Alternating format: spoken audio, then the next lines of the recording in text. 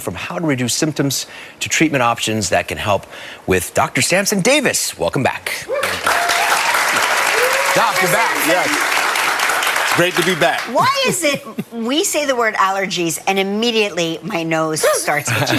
Is that psychosomatic or what? I think it's contagion. When exactly does the springtime allergy season start? So we're in the heart of it now. Okay. Right? So it starts as early as February. I started sneezing in February one day. Yes. And I couldn't stop. That's the beginning sign. Okay. And it goes as long as into the summer. So with climate change, though, we're seeing allergy season kick into full effect earlier in the year now. All right, what are some of the triggers? Obviously pollen, yeah? Yeah, pollen. So pollen is made by grass, weeds, trees, right? So pollen, as you start to see the grass grow and you see the trees budding, then you know the allergy season is coming, so you have to prepare. And it depends, like certain ages, like certain stages of life, you can have severe allergy seasons, and certain ages of life, it could get better for you. Yeah, I go, sometimes I don't have any, for a couple of seasons I have nothing, and then it kicks in for a season. Yes, it's it does. Interesting like that. What do you do for seasonal allergies? Like how do we know if it's a cold or allergies? Right. You know, like in the office here, everybody they sneeze and then they're like, it's my allergies, because they know that we're all panicky about somebody spreading a germ. Yes, especially coming off the heels of COVID, we worry about that as well.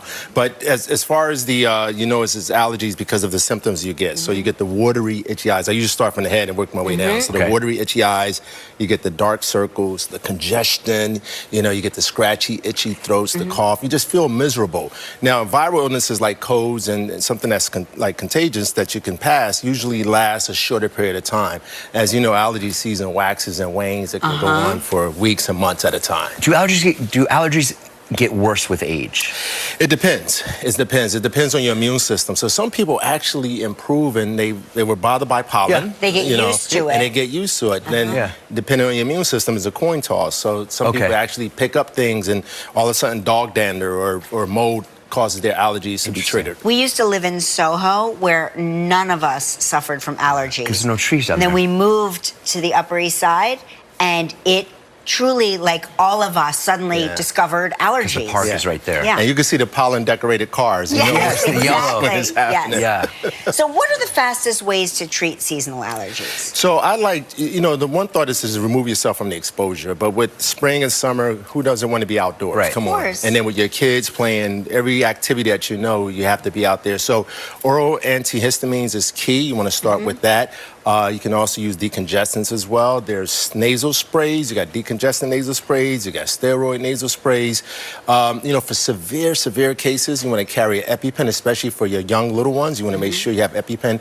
And you could take allergy shots as well. Allergy shots. What about just like, I find if I go for a nice long walk in Central Park, I come back and I shower just because I get all of the pollen that may have gathered on me off of me. Very key, very important. So if you're outdoors and you're exposed to the pollen, you want to decrease that allergen. So removing your clothes, washing your clothes right away, maybe taking your outfit or whatever it is, having certain clothes that you wear when you go to the park, you know, and certain ones that you keep away so you can change. Okay, so let's specifically talk about what you recommend. Yeah, like nasal sprays. Talk about that. So there's a few. So there's one called cromolyn sodium. So what is that? It's a big, long medical name. It's a mast cell stabilizer. So what does that mean? It prevents the body from reacting to the allergen. Okay. So that's the first one I like. Then there's a decongestant. So once your body has reacted, say if you haven't had your hands on the cromolyn and your body has reacted, you can take a decongestant to kind of decrease some of that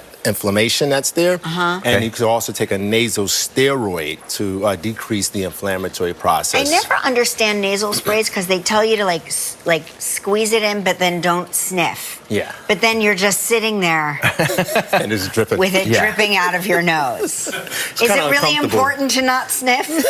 Well, I would say I don't think it is, but at the same time, I do follow what the instructions say. Yeah. What about over-the-counter stuff like Claritin, Zyrtec, and Benadryl? So I like Claritin, I like Zyrtec, I like Benadryl. The Claritin, Zyrtec is like your second generation, so it's the more kind of newer type of medications. Allegra is one of them as well, but they don't make you sleepy, whereas the first generation, Benadryl makes you sleepy. How about air filters in the house? I like air filters because it decreases that airborne allergen from sort of circulating in the air. It's not 100% 100% foolproof, like as far as like treatment plan, but it limit the sort of exposure to allergen. I find the best treatment is just a combination of every little thing, and what works for you will not work for you. Right. I heard drinking liquids. Yeah.